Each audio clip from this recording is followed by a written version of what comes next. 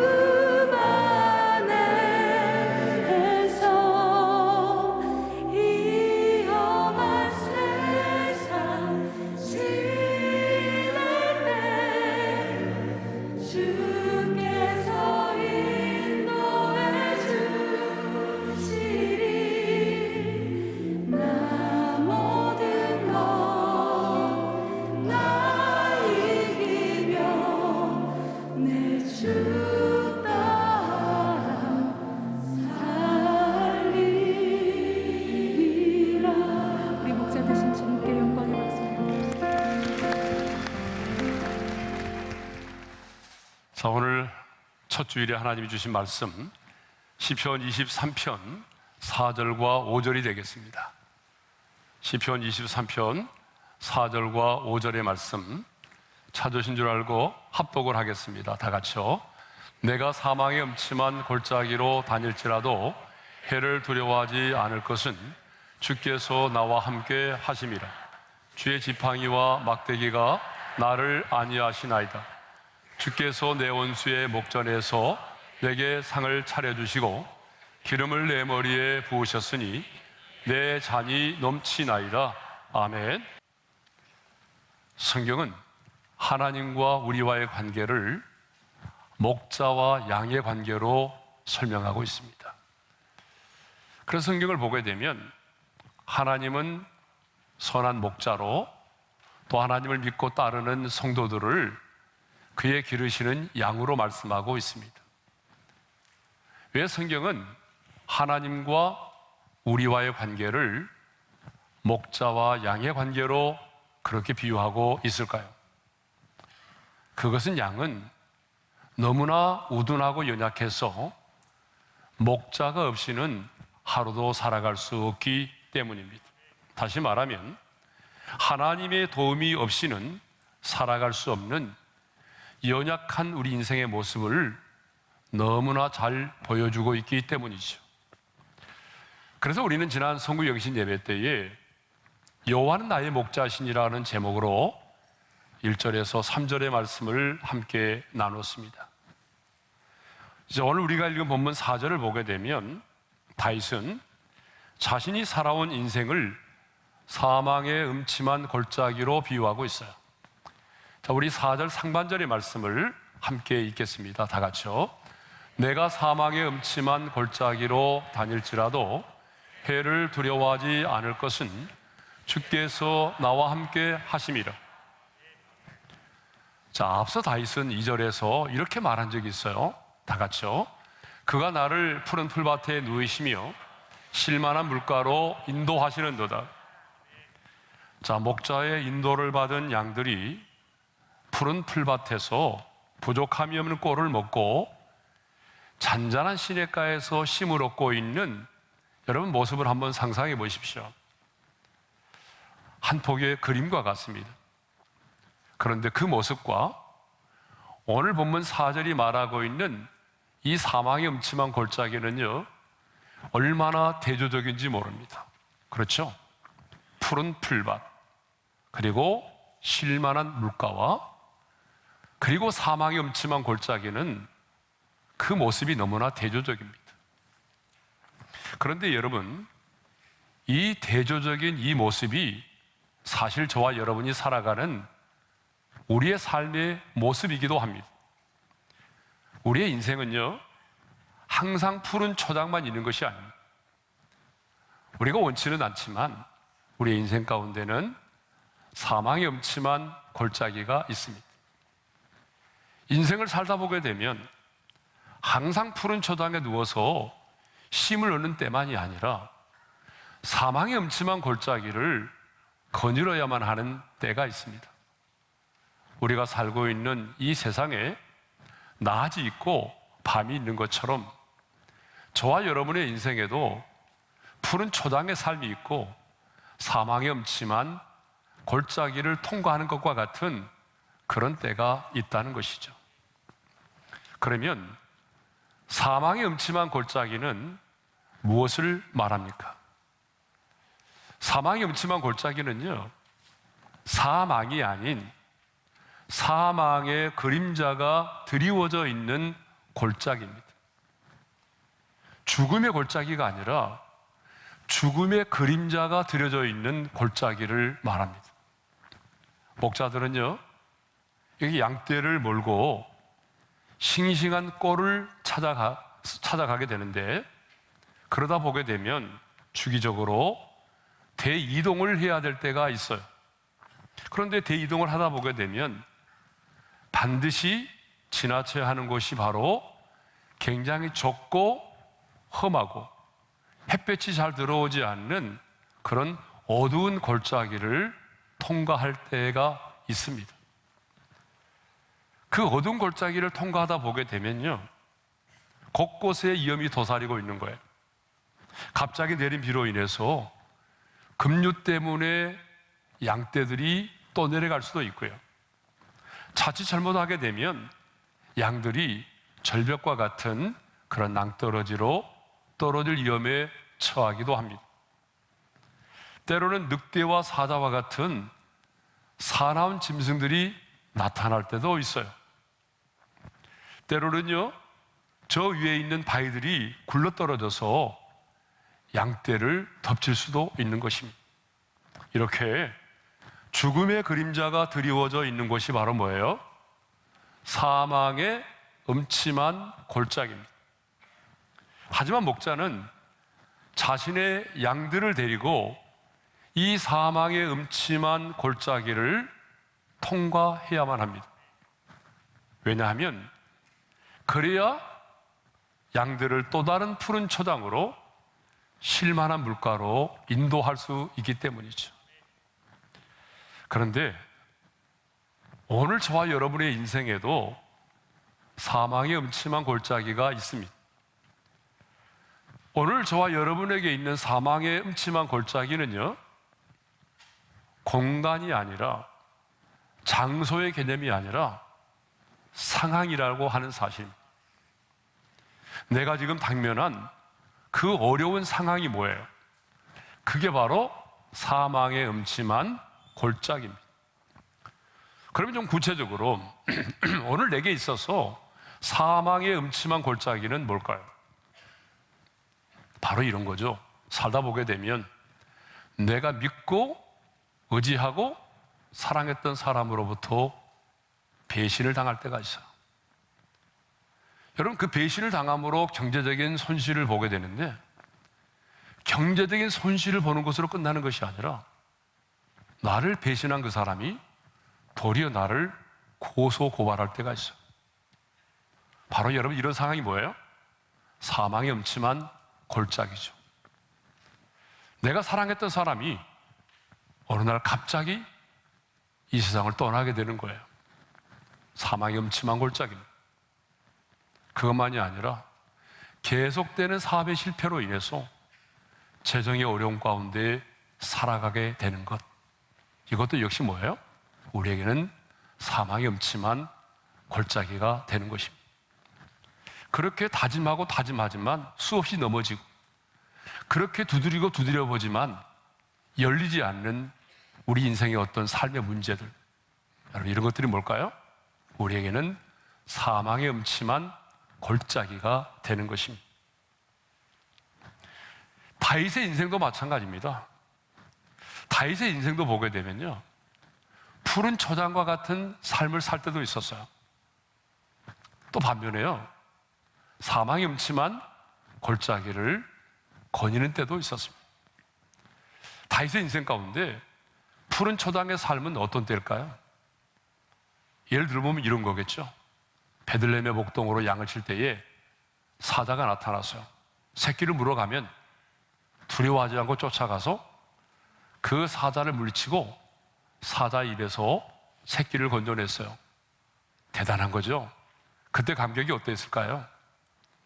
바로 그런 거는 뭐예요? 푸른 초장의 삶이잖아요. 물맷돌로 골리앗을 무너뜨렸어요. 여러분, 그것도 뭐예요? 그의 인생에 푸른 초장과 같은 삶이잖아요. 수많은 전쟁에서 여러분 승리하고 돌아왔을 때 백성들이 환호했어요. 사울은 천천히요, 다윗은 만만이라고 그렇게 정말 자기 자신을 칭송해 줄 때, 여러분, 그때는 뭘까요? 그의 인생에 푸른 초장과 같은 삶이었겠죠. 그런데 여러분, 인생은 언제나 푸른 초장과 같은 삶만 있는 게 아니란 말이에요.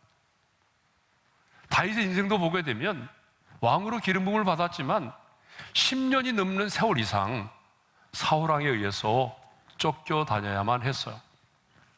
그리고 원치 않은 사건도 일어났죠. 밧세바와의 간음의 사건을 통해서 아들이 태어나는데 금식하며 기도했지만 자신이 지은 죄로 말미암아서 그 죄의 징계로 아들이 세상을 떠나고 말았어요. 그때의 고통이 얼마나 컸을까요? 식음을 전폐했잖아요. 그것만이 아니죠. 아들 압살롬이 아버지를 죽이겠다고, 그래서 왕권을 찬탈하겠다고 예루살렘을 쳐들어왔습니다. 그래서 신발도 신지 못한 채 울면서 예루살렘을 떠나야만 했습니다. 다윗의 인생 가운데도 보게 되면요, 푸른 초장의 삶보다는 어쩌면 사막의 음침한 골짜기의 연속이라고 해도 과언이 아닐 만큼 다윗은 누구보다도 사막의 음침한 골짜기를 많이 걸었던 그런 사람이었습니다. 그런데 사망의 골짜기를 거니는 사람에게는 뭐가 있을까요? 두려움이라고 하는 게 있죠. 죽음에 대한 두려움이 있어요. 내가 이 사망의 음침한 골짜기를 거닐다가 혹시 내가 죽는 거 아니야? 내가 죽임을 당하는 거 아니야? 또 다른 배신을 당하는 거 아니야? 영원히 버림받은 거 아니야? 영원히 실패한 인생으로 남는 거 아니야? 여러분, 이런 두려움이 우리 안에 있는 거죠. 그런데 다윗은요, 오늘 본문에서 이렇게 말하고 있어요. 해를 당하나 해를 두려워하지 않는다고 말하죠. 자, 다시 한번 우리 말씀을 보겠습니다. 시작. 내가 사망의 음침한 골짜기로 다닐지라도 해를 두려워하지 않을 것은 주께서 나와 함께 하심이라. 두려워하지 않는다고 말해요. 왜 다윗은 해를 두려워하지 않는다고 말하죠? 주께서 나와 함께 하심이라. 여러분, 아멘입니까? 주께서 나와 함께 하심이라. 두려워하지 않는 이유는요, 주께서 나와 함께 계시기 때문이라는 것입니다. 다윗이 사망의 음침한 골짜기를 거닐면서도 두려워하지 않았던 이유가 뭐예요? 주께서 나와 함께 하시기 때문입니다. 그러니까 사망의 음침한 골짜기보다도 주께서 나와 함께 하신다는 이 사실을 더 믿었다는 사실입니다. 그렇습니다, 여러분. 두려움에 대한 처방은 돈으로 해결되는 게 아닙니다. 두려움에 대한 처방은 하나님이 나와 함께 계신다는 임마누엘의 신앙밖에 없습니다. 그래서 성경을 보십시오. 성경을 보게 되면 두려워하지 말라는 말씀이 참 많이 나오잖아요. 어떤 분이 세어보니까 365회 나온다고 그러잖아요.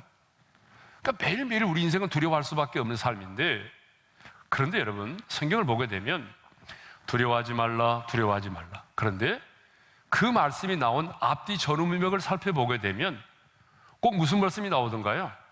내가 너와 함께 함이라. 두려움에 대한 처방은 다른 게 아니에요, 여러분. 내가 너와 함께 하니까 두려워하지 말라는 거잖아요. 여러분, 이사야 41장 10절의 말씀을 대표적으로 한번 읽어보겠습니다. 시작. 두려워하지 말라, 내가 너와 함께 함이라. 놀라지 말라, 나는 네 하나님이 됨이라. 내가 너를 굳세게 하리라. 참으로 너를 도와주리라. 참으로 나의 의로운 오른손으로 너를 붙들리라. 네. 두려움을 이길 수 있는 유일한 방법은 하나님이 나와 함께 계심을 믿는 것입니다. 자, 이것을 보게 되면 하나님이 나와 함께 계심을 가장 우리가 경험할 수 있고 실감할 수 있는 곳이 어딜까요? 바로 사망의 음침한 골짜기를 거닐 때입니다. 여러분, 우리가 푸른 초장에 누워 있을 때, 쉴만한 물가에서 심을 놓고 있을 때는요, 분명히 주님이 같이 계시지만 그 주님이 보이지 않을 때가 많아요. 그렇죠? 잘 나갈 때, 마음이 평안할 때는 주님이 나와 같이 계신다는 것을 잊고 살 때가 많아요. 그런데 사망의 음침한 골짜기를 거닐다 보게 되면 많은 사람들이, 다가 아닙니다, 많은 하나님의 사람들은 하나님이 나와 함께 계시는구나 하는 사실을 깨닫게 됩니다. 여러분, 왜 그럴까요?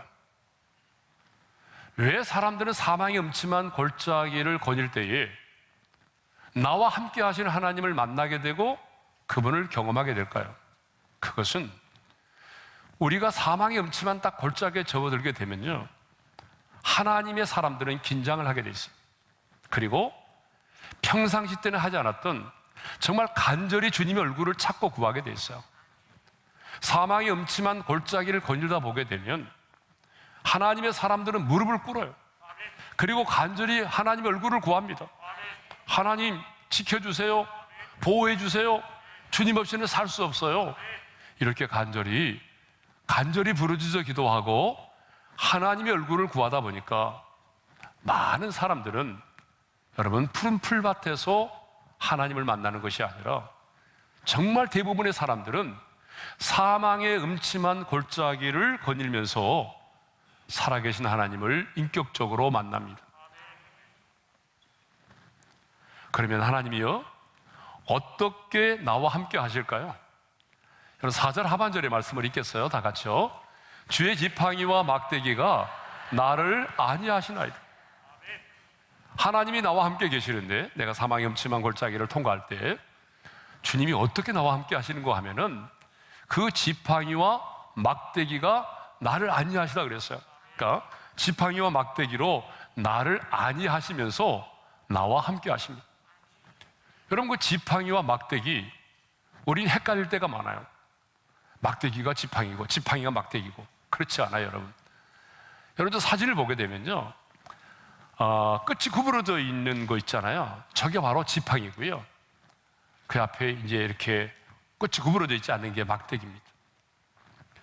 이 끝이 구부러져 있어 가지고 양들이 절벽 가에 있다든지 덤불숲에 빠져 있다든지 그러면 목자는요, 이 끝이 둥그런 지팡이를 가지고 양의 목을 걸어 가지고 양을 건져내기도 합니다. 그리고 그 양들이 곁길로 가려고 하게 되면 저 길다란 지팡이를 가지고 옆구리를 툭툭 쳐서 곁길로 가지 못하도록 그렇게 인도를 하죠. 그러니까 이 지팡이는요, 양들을 구원해내고 그리고 양들을 인도하는 사랑의 도구라고 볼 수가 있어요. 이 막대기는요, 그냥 막대기가 아니라 끝에 새심이 박혀 있어 가지고요, 사나운 짐승들이 달려들 때에 목자는 그 막대기로 그 짐승을 때려잡습니다. 그러므로 사망의 골짜기에서 강력하게 힘을 발휘하는 게 뭘까요? 바로 목자의 손에 들려져 있는 이 지팡이와 막대기입니다. 그런데 주님은요, 우리가 이 사망의 음침한 골짜기를 거닐 때에 주의 지팡이와 막대기로 어떻게 하신다고요? 안위하신다고 그랬어요. 여러분, 안위하신다는 말이 뭐죠? 안위하신다는 말은 뭐냐 그러면 이 사망의 음침한 골짜기를 양들이 잘 통과할 수 있도록 그 양들을 보호하고 그 양들의 마음에 안심을 시켜주고 그 양들을 위로해 주는 걸 말하는 것입니다. 그게 바로 안위하시는 겁니다. 그러므로 우리는요, 사망의 음침한 골짜기를 거닐지라도 두려워하지 말아야 합니다. 왜냐하면 주께서 나와 함께 하시기 때문입니다. 아니, 선한 목자 되신 주님께서 그 손에 들려진 지팡이와 막대기로 저와 여러분을 안위해 주시기 때문입니다.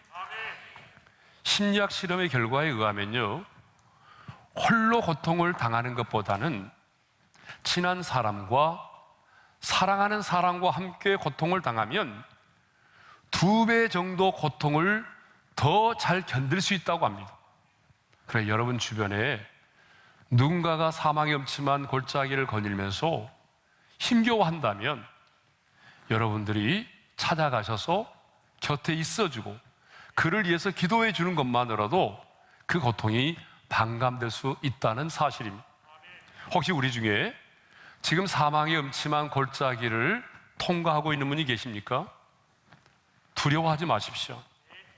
왜냐하면 선한 목자 되신 주님이 지금 여러분과 함께 하고 계시기 때문입니다.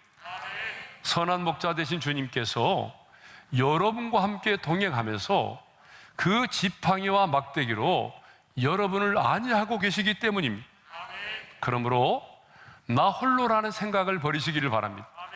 사망의 음침한 골짜기를 통과할 때 나만 홀로 이런 고통을 당하고 나만 홀로 이런 배신을 당하고 나만 홀로 이렇게 어려움을 당하고 있다는 생각을 버리셔야 됩니다. 제가 늘 말씀드렸듯이 문제는요, 문제가 커서 문제가 아니라 사망의 음침한 골짜기도 문제가 아닙니다. 문제는 뭐냐면 세상을 창조하시고 그리고 나를 위해 죽으시고 부활하신 주님이 선한 목자가 되셔서 지금 나와 함께 계신다는 사실을 우리가 믿지 못하고 사는 것이 더 문제입니다. 여러분의 인생의 문제는 문제가 커서가 아닙니다. 사망의 음침한 골짜기가 문제가 아니라 천지 만물을 창조하시고 나를 위해 죽으시고 부활하신 그 주님이 선한 목자가 되셔서 지금 나와 함께 계신다는 사실을 믿지 못하며 사는 것이 더 큰 문제입니다. 선한 목자 되신 주님은 이렇게 함께 하심으로 사망의 음침한 골짜기를 통과하게 하실 뿐만 아니라 더 나아가 내 원수의 목전에서 내게 상을 차려 주십니다. 그게 바로 5절의 말씀이죠. 5절 상반절의 말씀을 읽겠어요. 주께서 내 원수의 목전에서 내게 상을 차려 주시고. 자, 여기서 말하는 상은 뭐죠? 식탁을 말해요. 식탁. 그리고 그래서 영어에서는 이거를 테이블로 말하고 있어요. 그러면 이 양들에게는요, 양들에게 있어서 이 식탁이 뭐냐? 푸른 초원이 펼쳐진 그런 목양지대를 말하겠죠. 예. 이게 바로 양들에게는 바로 푸른 초장이 뭐겠어요? 식탁이겠죠. 선한 목자 되신 주님이 우리를 위하여 예비하신 그 식탁은 굉장히 풍성합니다. 진수성찬으로 가득 차 있습니다. 그러니까 주님이 우리를 위하여 베풀어 주신 그 식탁은 반찬 몇 가지만 있는 정도가 아니라 진수성찬으로 가득하다는 거예요. 만족함이 있다는 거예요. 기쁨이 있다는 거예요. 그러므로 양떼들은요, 끝없이 펼쳐진 푸른 풀밭에서 한없이 먹고 뒹굴면서 풍성한 축제를 갖게 되는 거죠. 자, 그런데 어디에서 그 풍성한 식탁을 베푸신다고 말씀하고 있어요? 다시 한번 말씀을 볼까요? 시작. 내 원수의 목전에서 내게 상을 차려주시고. 어디에서 상을 차려주신다고 말씀하고 있어요? 내 원수의 목전입니다. 여러분, 다른 사람의 원수가 아니고요, 내 원수가 보는 그 앞에서 하나님이 식탁에 어때요? 진수성찬의 승리의 만찬을 허락해 주신다는 거죠. 그렇다면 여러분, 저와 여러분들에게도 원수가 있어요, 없어요? 원수가 누구예요? 남편이에요? 여러분, 우리에게도 원수가 있어요. 원수가 누굴까요? 까닭없이 미워하고 질투하고 내가 실패하기를 바라고 내가 망하기를 바라고 내가 넘어지기를 바라는 사람들, 내가 예수를 믿는다는 그 이유 때문에 주는 것 없이 나를 미워하고 나를 괴롭히고 나를 왕따시키는 사람들, 바로 이런 사람들이 뭘까요? 내 원수들이죠. 그런데 하나님은요, 그러한 원수들 앞에서 우리에게 상을 차려주십니다. 여러분, 이것은 뭘 말하죠? 우리가 자주 쓰는 말인데 이것은 역전의 은혜를 말하는 거야. 하나님께서 나를 미워하고 나를 대적하고 나를 왕따시키려고 하고 내가 넘어지는 걸 보고 싶어하고 그러한 내 원수들 앞에서 하나님께서 역전의 은혜를 허락하신다는 거예요. 보란듯이 역전의 은혜를 허락하신다는 거예요. 여러분, 요셉의 경우를 보게 되면 알 수 있어요. 자, 요셉의 형들은 요셉을 미워했죠. 미워하는 정도가 아니라 애굽으로 팔아버렸잖아요. 그런데 선한 목자 되신 주님은 요셉을 축복하셔서 요셉을 애굽의 국무총리로 세워주셨습니다. 마침내 그 형들로 하여금 그 앞에 무릎을 꿇고 용서를 빌게 하셨죠. 그들 앞에서 하나님은 자기를 미워하고 자기를 팔아버렸던 그 형들 앞에서 하나님은 보란듯이 상을 베풀어 주신 것입니다. 원수의 목전에서 상을 차려주시는 하나님의 은혜를 가장 많이 경험한 사람이 누구냐 그러면요, 다윗입니다. 하나님의 마음에 다윗이 합한 사람이었잖아요. 이렇게 하나님의 마음에 합한 사람이었지만 다윗에게는요, 많은 원수들이 있었어요. 대표적으로 누굴까요? 사울왕이었어요. 사울왕은요, 왕이라고 하는 절대 권력을 가지고 끊임없이 10년이 넘는 세월 동안 다윗을 잡아 죽이려고 했어요. 한 번은 사울왕이 귀신 들렸잖아요. 막 괴로워하고 있었어요. 그때에 다윗이 들어가서 수금을 탔어요. 다윗은 하나님이 함께 하시는 사람이기 때문에 그가 수금을 타니까 여러분 사울왕에게 있던 귀신이 떠나갔어요. 그러면 얼마나 감사합니까 여러분? 정말 그 자리에서 무릎 꿇어도 감사하다고 절을 해도 부족할 텐데, 근데 어떻게 했나요? 사울왕은 내가 다윗을 벽에 박으리라 그러면서 손에 들고 있던 단창을 다윗을 향하여 던졌어요. 여러분 멀리 떨어져 있지 않아요.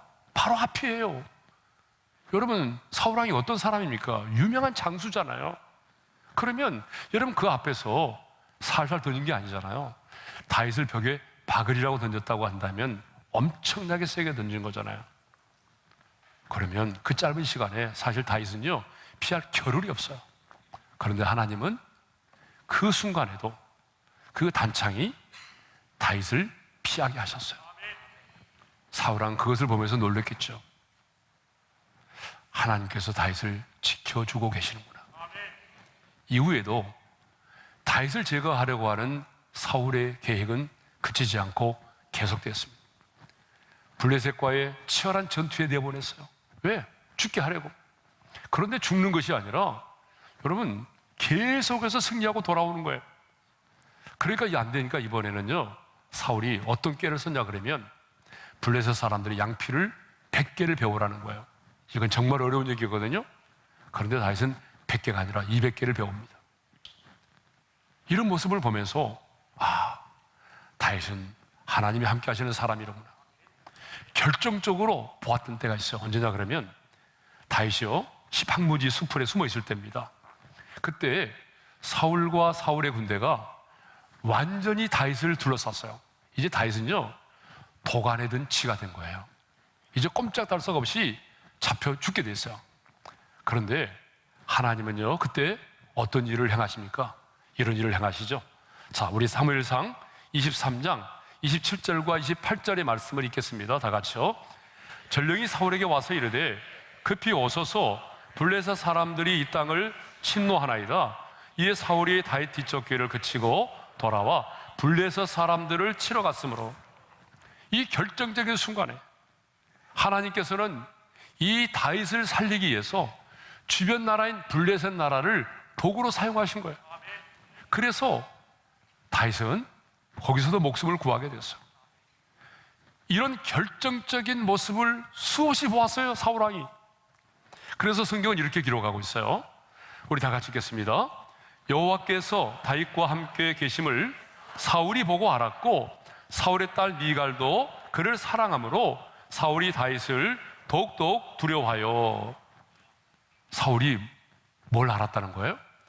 하나님이 다윗과 함께 계심을 보았고 알았다는 거예요.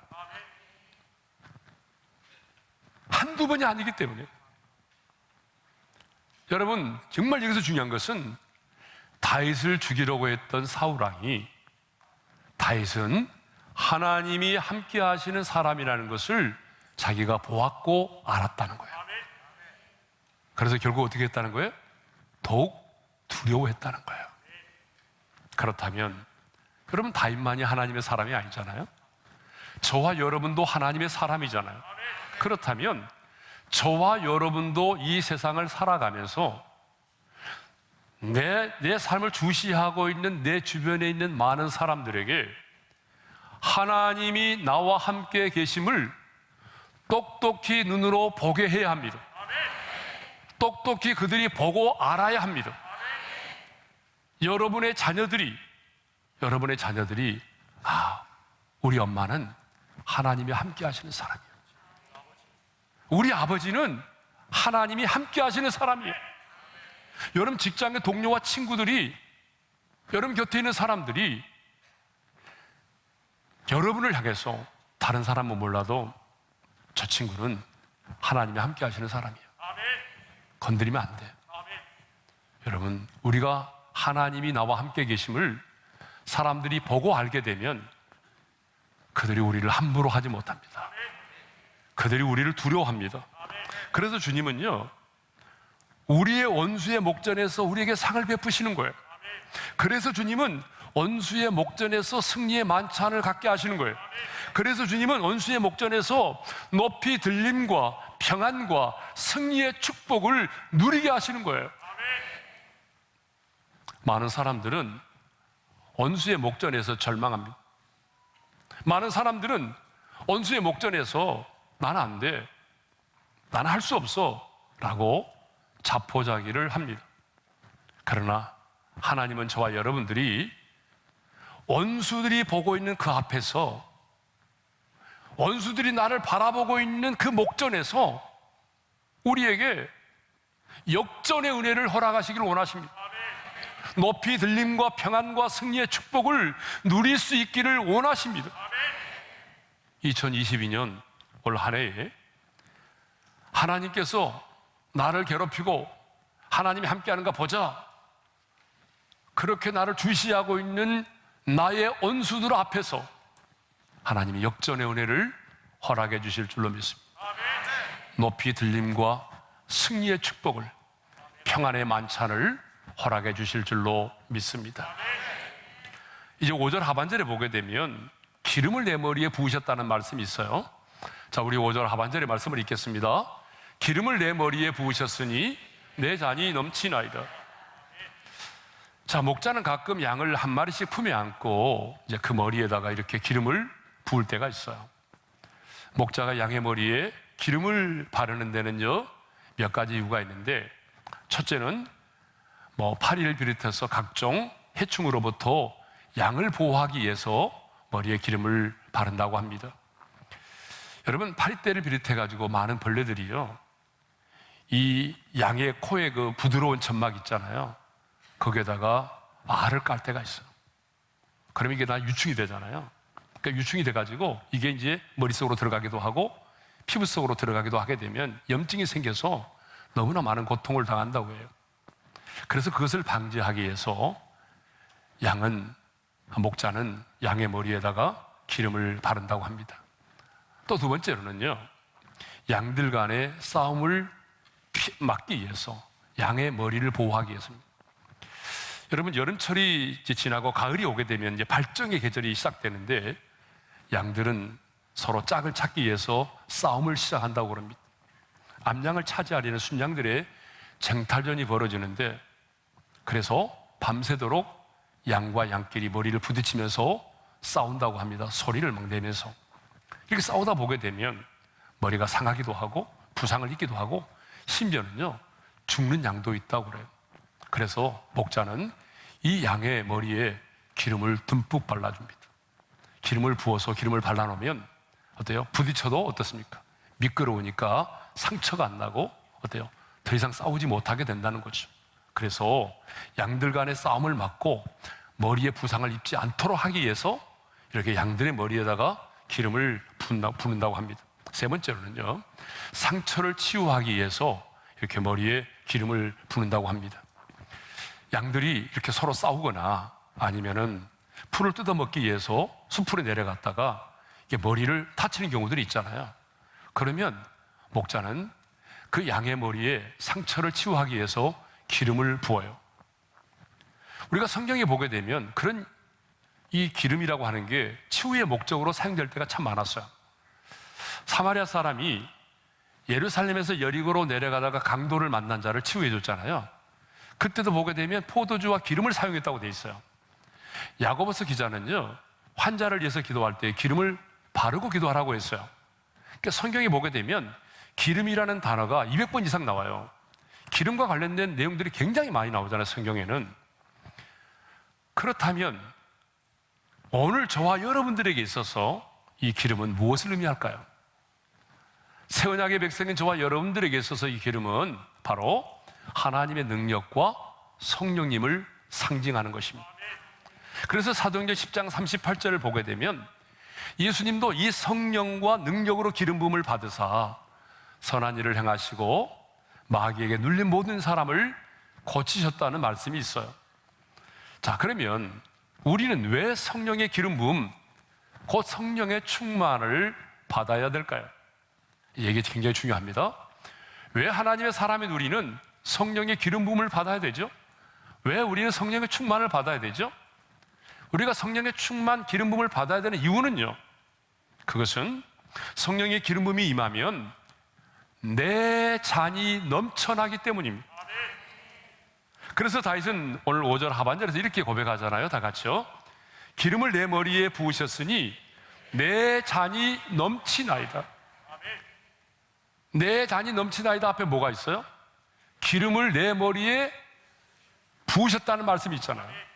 그러니까 성령의 충만을 받으면 내 잔이 넘쳐난다는 거예요. 여러분, 성령의 기름 부음을 받으면 그러면 왜 내 잔이 넘쳐나게 될까요? 여러분, 우리가 성령의 충만은 펄떡펄떡 뛰는 게 아니라고 그랬죠. 성령의 충만은요, 성령의 지배와 다스림을 받는 거잖아요. 그러니까 성령께서 내 마음, 내 생각, 내 감정, 내 의지를 성령님이 주관하시고 다스리게 되는 걸 말하죠. 성령님이 나를 지배하고 다스리게 되면 내 안에 미움이 자리를 잡지 못해요. 미움이 사라져요. 화목하게 돼요. 용서하게 돼요. 여러분, 그러잖아요. 왜? 성령님이 나의 감정과 의지를 지배하니까.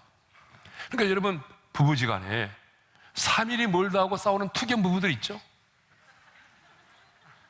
3일이 멀다 하고 싸우는 투견 부부들은요, 다른 게 없어요. 돈으로 해결 안 됩니다. 성령의 충만을 받으면 해결됩니다. 부부가 성령의 충만을 받으면 우리 안에 미움의 감정이 사라져요. 또 성령의 충만을 받으면, 성령의 기름 부으심이 임하면 우리 안에 상한 마음들, 거덜된 마음, 상실된 마음, 마음의 상처들이 치유되는 거예요. 또 성령의 충만을 받게 되면 날마다 우리의 삶이 새로워집니다. 시편 90편 92편 10절에 이런 말씀이 있어요. 다 같이요. 내게 신선한 기름을 부으셨나이다. 여러분, 경험하신 분은 알겠지만 성령의 충만한 기름을 받고 성령의 충만한 가운데 살아가면 여러분, 모든 게 새롭습니다. 예배도 날마다 새롭습니다. 우리의 삶이 사실 반복되는 삶의 연속이지만 그럼에도 불구하고 매일 만나는 사람이 새롭고 우리의 삶이 새롭습니다. 성령의 충만을 받으면 가장 먼저 나타나는 열매가 뭐냐면 찬송과 감사가 나온다는 거예요. 불평과 원망이 사라집니다. 그러므로 성령의 충만, 그 기름 부음을 받으면 내 잔이 넘치나이다, 이 고백을 할 수밖에 없어요. 아무리 하나님께서 우리 인생에 풍성한 은혜를 베풀어 주셔도 여러분, 잘 생각해 보세요. 왜 성령의 기름 부음을 받는 것과 내 잔이 넘치나이다의 삶이 연결되어 있는가? 하나님께서 여러분의 인생 가운데 아무리 차고 넘치는 풍성한 은혜를 베풀어 주셔도 내가 사람과 화목하지 못하고 누군가를 미워하고 여전히 내 마음에 상한 마음을 가지고 있고 또 불평과 원망이 가득 차 있다면 내 잔이 넘치나이다, 이 고백을 할 수가 없어요. 탐욕으로 가득 차 있는 사람은 하나님께서 아무리 넘치는 은혜를 베풀어 주셔도 감사할 줄 몰라요. 왜냐하면 인간의 탐욕은 그 어떤 것으로도 채워지지 않기 때문이죠. 그런데 다윗은 오늘 노래합니다. 내 잔이 넘치나이다. 내 잔이 넘치게 될 것이다가 아니라 지금 내 잔이 넘치고 있다는 거예요. 정말 다윗은 내 잔이 넘치는 삶을 정말 경험했던 사람이에요. 여러분, 생각해 보세요. 베들레헴의 목동에 지나지 않았던 사람이 이스라엘의 왕이 되었잖아요.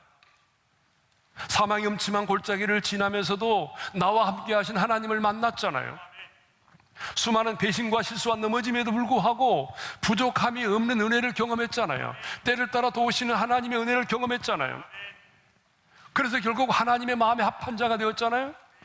인생의 마지막에는 여호와의 집에 영원히 거하며 살게 될 걸 믿었잖아요. 그래서 다시 고백합니다. 내 잔이 넘치나이다. 이 말씀은 하나님께서 베풀어 주신 회복의 은혜가 이렇게 충만함을 시적으로 표현하고 있는 것입니다. 그렇습니다. 하나님의 회복은 원상복구 정도가 아닙니다, 여러분. 우리는 많은 경우에 원상복구만 생각해요. 예? 하나님께서 우리에게 베풀어 주시는 회복의 은혜는 원상복구가 아니에요. 원상복구 그 이상의 차고 넘치는 은혜를 말하는 것입니다. 2022년 우리 교회 표가 뭐예요? 주여 다시 회복시키소서잖아요. 회복을 소망하며 나아가는 우리의 삶에 내 잔이 넘치는 놀라운 회복의 은총이 우리 모두에게 있기를 바랍니다. 그래서 올 한 해 내 잔이 넘치나이다, 이 다윗의 고백이 우리 모두의 고백이 되기를 바랍니다.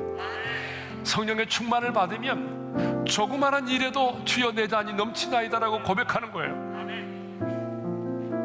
2022년 오늘 첫 주일인데 2022년을 마무리하는 2022년 12월 31일 올 한 해의 마지막 날에도 내 잔이 넘치나이다, 이 고백을 드릴 수 있기를 바랍니다.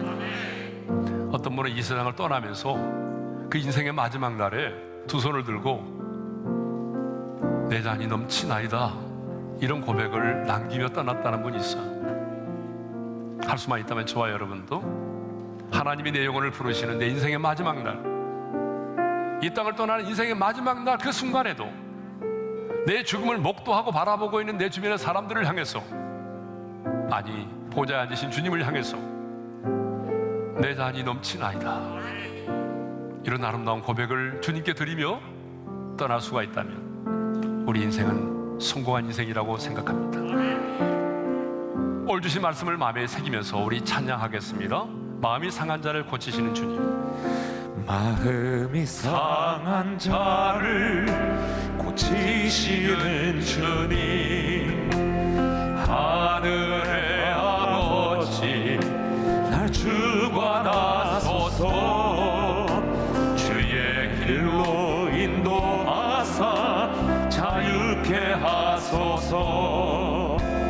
새 일을 행하사 부흥케 하소서. 의에 줄이고 복이 많으니 성령의 기름 부소서. 의에 줄이고 복이 많으니 내 잔을 채워 주소서. 성령으로 채워서 성령으로 채우사 주 보게 하소서. 주의 임재 속에 은혜 알게 하소서. 주 뜻대로 살아가리 세상 끝날까지. 나를 믿으시고 새날 열어주소서. 의에 줄이고 복이 많으니 성령의 기름 부소서.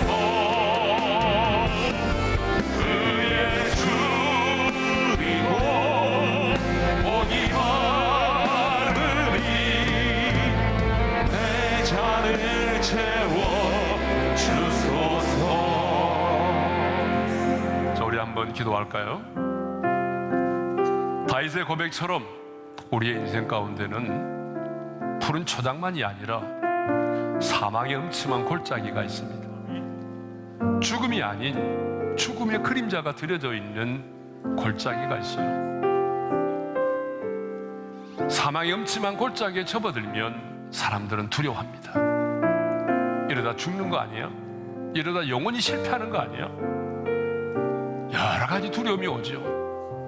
그런데 다윗은 분명하게 고백합니다. 내가 사망의 음침한 골짜기를 거닐지라도 해를 두려워하지 않을 것을 주께서 나와 함께 하심이라. 여러분, 사망의 음침한 골짜기야말로 내가 주님을 만날 수 있는, 나와 함께 계신 주님을 만날 수 있는 최고의 기회라는 거죠. 그래서 여러분, 사망의 음침한 골짜기를 통과하고 있는 분이 있다면 기도하세요. 주님 두려워하지 않게 해주시고 내가 이 사망의 음침한 골짜기에서 주님을 만나게 도와주십시오. 더 나아가 주님은 말씀합니다. 내 원수의 목전에서 내게 상을 차려주신다고. 우리에게는 원수가 있잖아요. 내가 잘 되는 거 싫어하는 사람들이 있잖아요. 하나님 그 원수들의 목전에서 보란 듯이 내게 상을 차려주신대요. 승리의 만찬을 허락하신대요. 역전의 은혜를 허락하신대요. 주님, 2022년 내 원수들의 목전에서 내게 상을 차려주십시오. 그래서 그들이 나와 함께 하신 하나님을 보게 하시고, 그들이 나를 함부로 대하지 않게 하시고, 그들이 나를 두려워하게 도와주옵소서. 기름을 내 머리에 바르셨으니 내단이 넘치나이다. 성령의 충만을 받으면 내단이 넘치는 고백을 할 수밖에 없다는 거죠. 그래서 여러분, 이 시간에는 성령의 충만을 받기를 사모하시고 기도하셔야 돼요. 성령의 충만을 받으면 우리는 조그마한 은혜에도 내단이 넘치나이다라고 고백할 수밖에 없어요. 오늘 주신 말씀 붙들고 우리 주여 한번 부르고 기도하십시다. 주여! 할렐루야. 우리 아버지 하나님 감사합니다. 하나님이여, 이제 이 인생을 살아가면서 사망의 음침한 골짜기를 만날지라도, 사망의 음침한 골짜기를 통과하면서 여러 가지 우리 안에는 많은 두려움들이 있습니다. 죽음과 상실과 실패에 대한 두려움, 배신에 대한 두려움이 있습니다. 이러한 두려움이 있을지라도 주께서 나와 함께 계심을 깨닫게 하시고 경험하게 도와주옵소서. 사망의 음침한 골짜기를 통과하고 있는 성도들이 있다면 살아계신 주님, 나와 함께 계신 주님을 꼭 만나게 도와주셔서 하나님의 회를 두려워하지 않도록 도와주시기를 원합니다. 하나님, 더 나아가 내 원수의 목전에서 내게 상을 차려주신다고 말씀하신 주님, 하나님의 나를 무시하고 내가 잘되는 것을 허락하지 않고 나를 미워하고 내가 넘어지는 것을 원하는 나의 원수들이 있는데, 그 나의 원수들 앞에서 하나님이 나에게 승리의 만찬을 허락해 주십시오. 높이 누림과 승리와 평안을 허락해 주시기를 원합니다. 그래서 나의 원수들이 나와 함께 하신 하나님을 보게 하시고, 그들이 나와 함께 하신 하나님을 봄으로 인해서 나를 함부로 대하지 않게 도와주시고, 그들이 두려워하게 도와주시기를 원합니다. 주여, 내게 하나님의 영으로 충만하게 하시고 성령으로 기름 부어주시기를 원합니다. 성령님 기름 부어주셔서 조그마한 일에도 감사하며 내단이 넘치나이다, 내단이 넘치나이다, 날마다 내단이 넘치나이다 고백하며 간증하며 살아가는 우리 성도들이 되게 하여 주시옵소서. 이제는 우리 주 예수 그리스도의 은혜와 하나님 아버지의 영원한 그 사랑하심과 성령님의 감동, 감화교통, 인도하심이 하나님의 영으로 충만함을 받고 매일의 삶 속에서 내 잔이 넘치나이다, 그 고백을 주님께 드리며 살기를 원하는 모든 지체들 위해 이제로부터 영원토록 함께 하시기를 축원하옵나이다. 아멘. 지금은 미디어 선교를 위한 헌금 시간입니다. 이 예배를 통해 삶 가운데 은혜와 회복이 충만하시기를 간절히 기도합니다.